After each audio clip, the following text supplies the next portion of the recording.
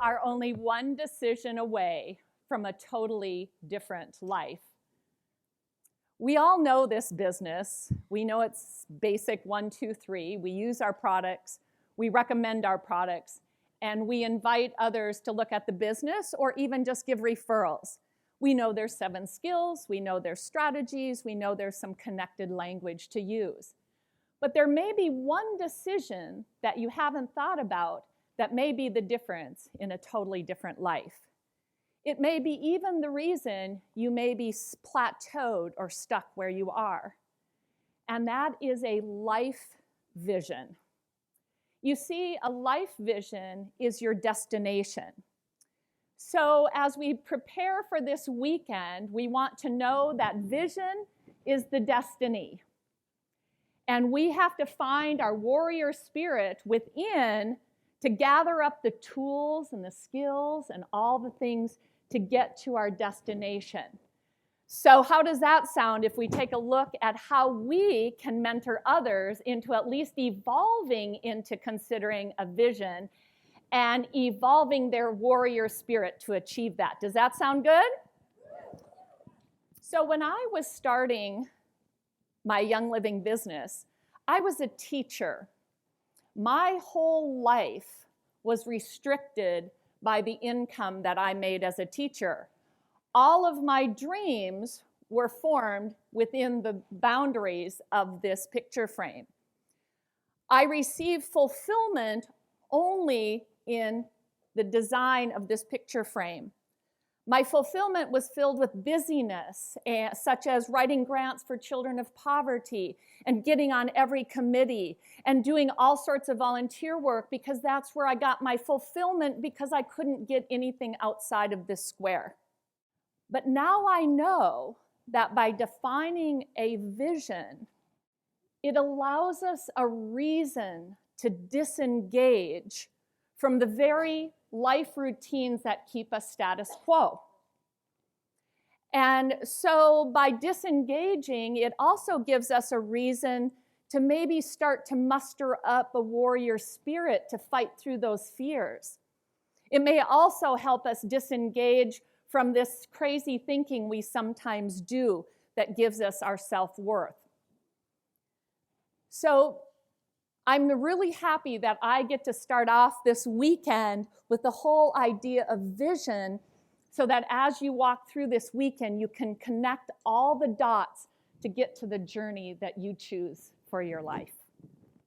So what do we want in our life?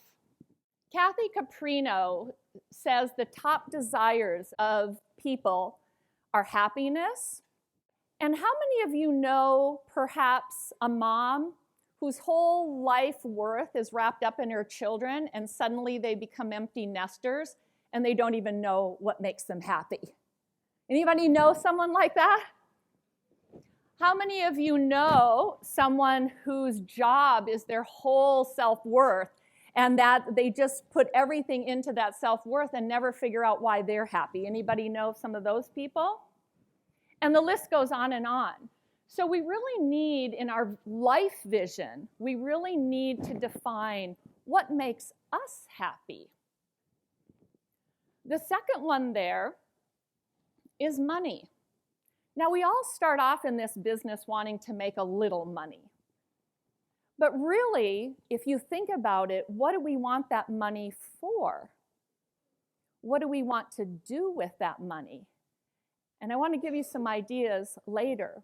But the end result of this business really is it buys us time.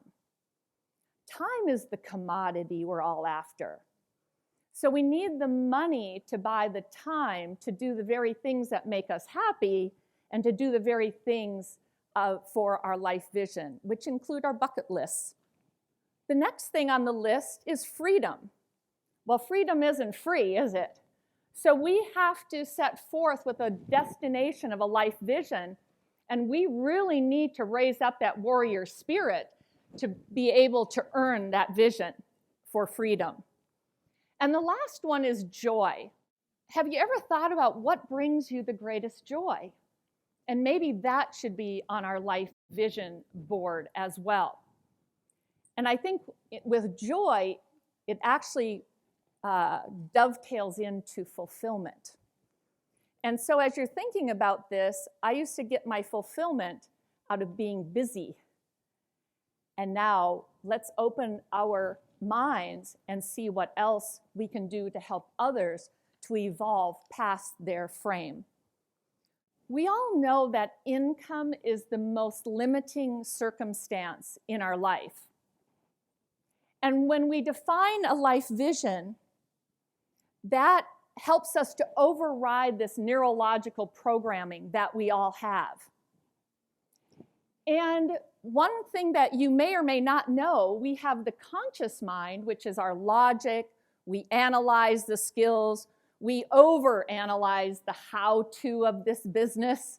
We do all of the things that the logical mind can do. That's the conscious mind. But sometimes we forget that we need to train the subconscious mind. And that's our emotion. That's our spirit. That's our intuition. It's the emotion that drives us. And the really cool thing about the subconscious mind, that is where we find our warrior spirit. And our warrior spirit, when it begins to rise up, that is where the emotion comes in. And the emotion and the feeling is what drives us to action. And that is when we come to the point of the word aspire. This is when we are training our subconscious mind, this is when we take soulful action towards a goal. That's the power of the subconscious mind. Writing out our vision, which inspires us, that's where we begin to feel it.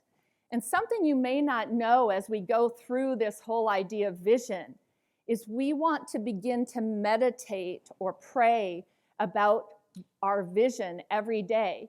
We want to feel that opulence that we're putting out on our paper. And we want to hold it for 17 seconds. If we can hold that state for 17 seconds, and then we begin to move it to 25, and then we begin to move it to a couple minutes of really feeling it, now we're starting to do the training of a warrior. The great news about this subconscious mind and our spirit is we only have to move 5%. The Bible calls this the faith of a mustard seed. Visions evolve as we increase our state of being. And most of us start out wanting to make a little bit of money. But we box ourselves into the frame, as I showed you before.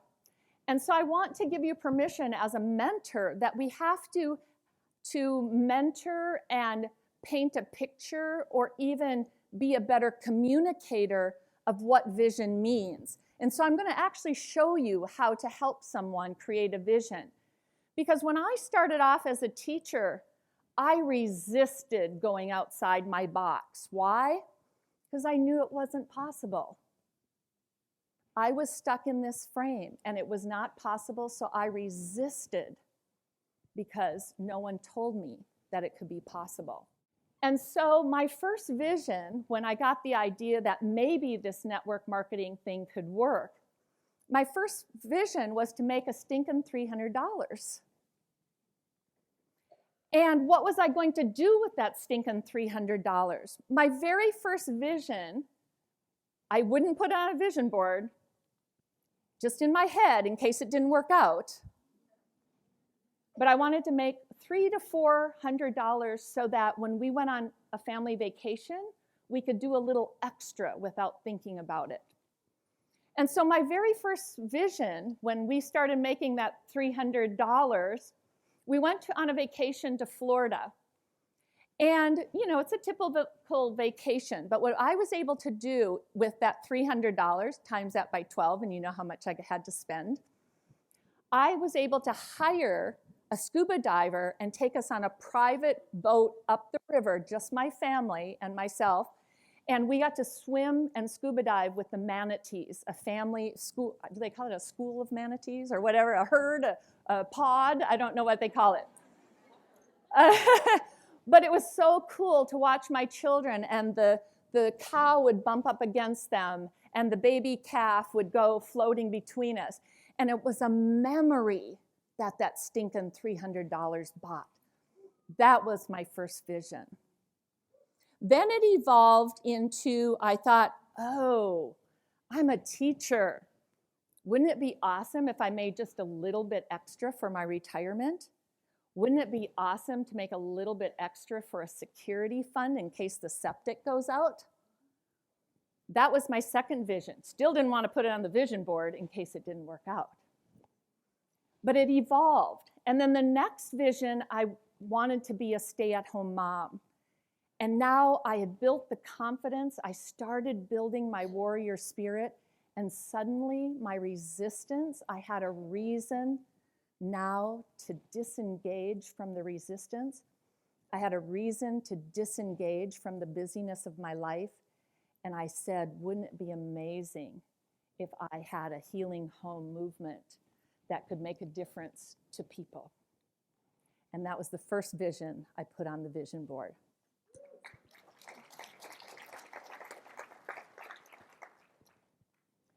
And along with that healing home vision, my life vision was, wow, wouldn't it be amazing if I could be a stay-at-home mom? And then the next vision, as my warrior spirit became bigger and bigger, I had a vision of building my dream farm that I dreamed about since I was a little girl. And this is my tree house. It's 24 feet by 24 feet. And it looks 360 degrees to lakes and meadows. And I actually watch the morning awaken. It is so beautiful and restorative. I could have gotten a loan, but I didn't because I wanted to leverage myself. So I decided if I was going to do this business, and I really believed in the vision that I had, I was going to pay cash for every building on this farm as it was built. And you know what? Profits follow service. And so the more value and service that I gave to people, the more commissions that came in.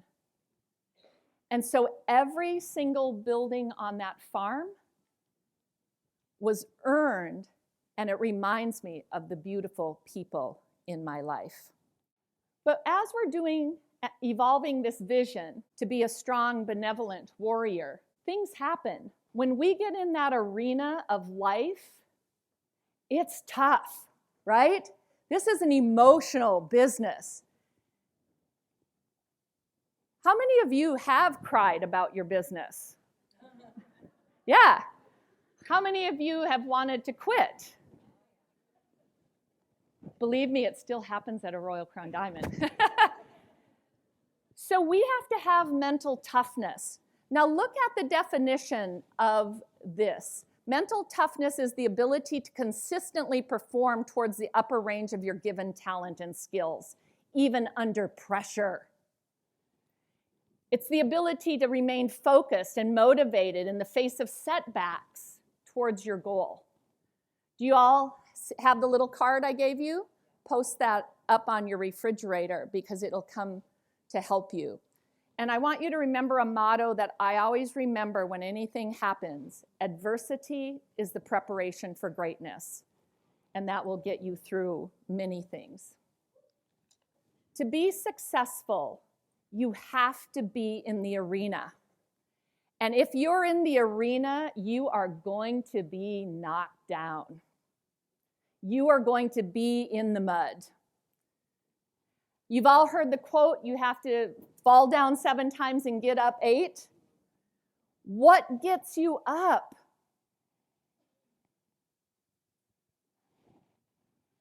If you don't have a vision that has enough meaning for your life, there's no reason for you to get up. And if you don't have a vision worth fighting for, there's no way you'll develop a warrior spirit. You have to get in the arena, and you have to be willing to be knocked down. Being knocked down, it can be a job loss. It can be a natural disaster. It can be a divorce. It can be a medical situation. For me, it was a divorce, and my wings were broken. But my friends stood me up and they looked me in the eye and they said, "You have a warrior spirit. Get up." And that's exactly what I did. This is my second home here in Phoenix. This word is a place to gather people. It's a place that is based on the Hebrew word for woman, meaning Ezer. Ezer means strong, benevolent warrior. And that's exactly the next warrior spirit that is rising within me, to bring people together, to bring women particularly to this place, to reprogram the stories in their head, to know that abundance is worth fighting for. Because the more arm we can be, we are a force to be reckoned with. Abundance is a good thing. Money is a good thing. And it can buy you the time. This last year, I had 86 days of women gathered in my home, and that is 1,032 hours of feeling happiness, joy, and the warrior spirit. My ambition is to let everyone know that you deserve this abundance.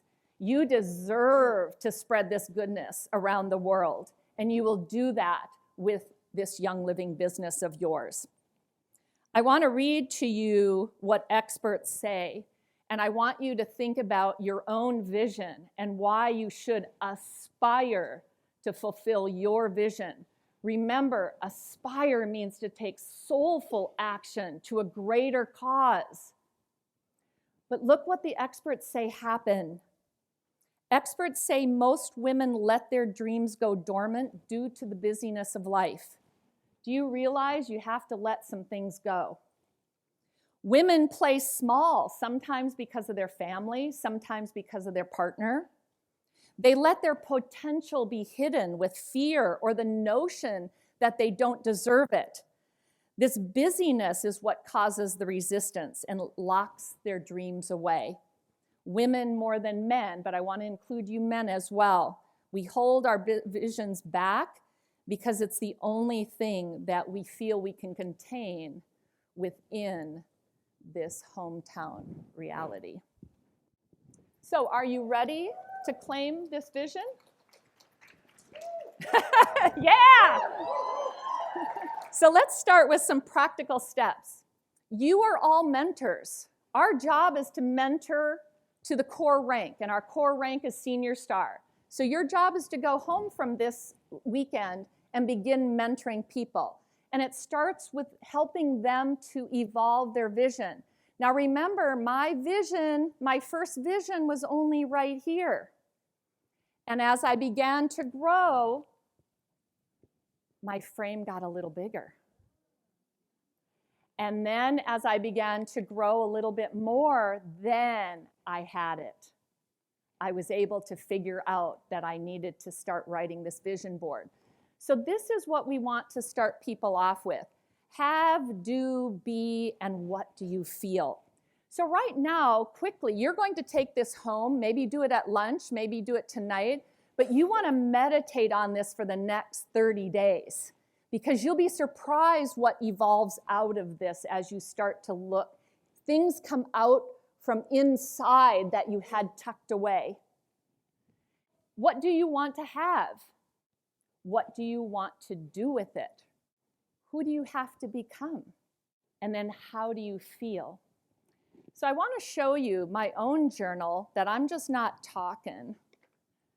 This is real. So this is my journal. I write in pink pen.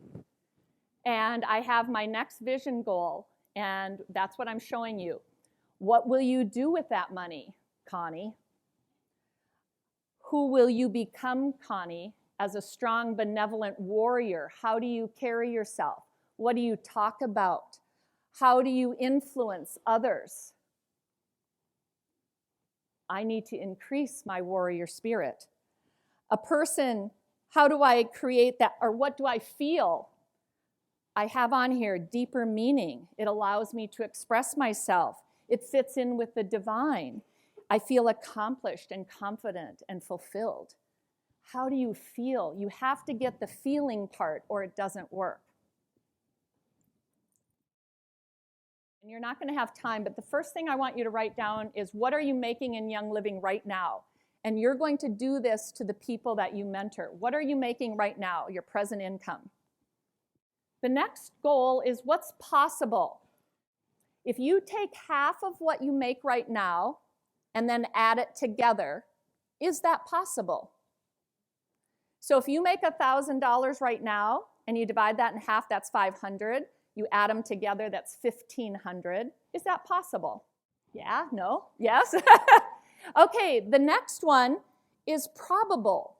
Go back to the reality and double that. Is that probable that you could do that? Yes or no? Now, can you imagine? Take that probable one and double that one. It's getting bigger, isn't it? Can you imagine if you rallied up that warrior spirit and you had a vision destination, and this weekend you learned the skills and the tools and the strategies, and you're able to move towards that goal? Can you imagine? Wouldn't that be amazing? Our job is to present ourselves so people see what that extra $500 or $1,000 means to your family. Believe me, when I came home from that Florida vacation and I told people about the manatee trip, people wanted to hear what I had to say. How did I get that extra money? How do I do that? You want to talk about what that extra money means to you. When I started getting my security fund together, people wanted to know what I was doing. Every teacher imaginable, how did you make that extra money? How did you get in there? Because most of them were working at the mall. The superintendent finally said to me, "What are you doing? You're taking all my good teachers." If we can cast a vision so people can grab onto that, they will follow you. This slide is the most important slide of this presentation. This slide you should share with every person that you know. The average person spends 90,000 hours at work over a lifetime. When I had the simple vision of being a stay-at-home mom, this is a statistic that really bothered me. And what was cool, to make a long story short, in 6 years, I was able to resign from teaching early and pursue my Young Living business. And I did get to be a stay-at-home mom. I did get to be the driver to all the games. I did get to have the kids over to the house and stay. I did get to accompany the kids to Florida for a special bowl game. I got to be that mom. But the really cool thing about this, I got to stay home with them. I got to be there for them when they got home from school. We had meals together, and I was present for them. And the cool part about this, I was able to buy back 5,032 hours to be with my kids that I wouldn't have had I stayed teaching. So let's go back to that idea of one decision for a totally different life. Every financial advisor will show you this, and as a thousandaire vision, you're going to have varying goals as a thousandaire. But I want you to notice the top one. I did not know there was another level to Young Living. And it was when I went to the most powerful women event in Las Vegas that someone got up on stage and they were $1 million earner. I didn't even know that was possible. So just for fun, could you write down a $sign and then the number 1? And here's what I did in the back of that room. 0, 0, 0, comma, 0, 0, 0. And then I wrote, can you imagine? So as you're looking at your vision, life vision, you want to do your be, have, do. You need a state of being. You need a warrior spirit. And you want a life that inspires you, not just get by. And when we do that, and we begin to do that, we begin to realize we can leave a legacy for our families. And so I want you to always remember that top piece is a legacy. So now, as we start to close up this session, I want you to think about as you enter the arena. I don't know if you realize this, but there is a hose to God. It's the flow of prosperity. And doggone it if most of us don't kink that hose. And so when you go into the arena, your job is to unkink the hose. And so as you go into that arena armed with the tools and the sword to fight for your vision, I have a question for you. As you begin to unkink your hose, are you coming into the arena with a tiny little spoon for that flow? Or are you going to grab a bucket and fill the bucket up with the flow of prosperity? Or are you going to bring in a swimming pool? Or are you going to be pulling in an ocean liner?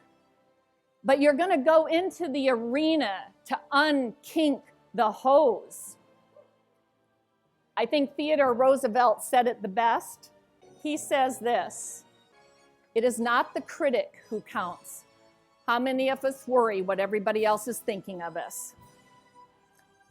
Not the man who points out how the strong man stumbles. Do any of you have antagonists talking to you?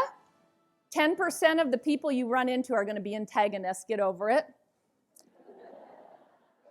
Where the doer of deeds could have done better, the credit belongs to the man who is actually in the arena, and that is you. And he goes on. He says, those who spend their time with a worthy cause, who at best know the end and triumph of high achievement, and who at worst, even if he fails, at least he fails daring greatly, so that his place in life, his place on this earth shall never be sitting there with those timid souls who never knew neither victory or defeat. Oh yes, my friends, you are only one decision from a totally different life.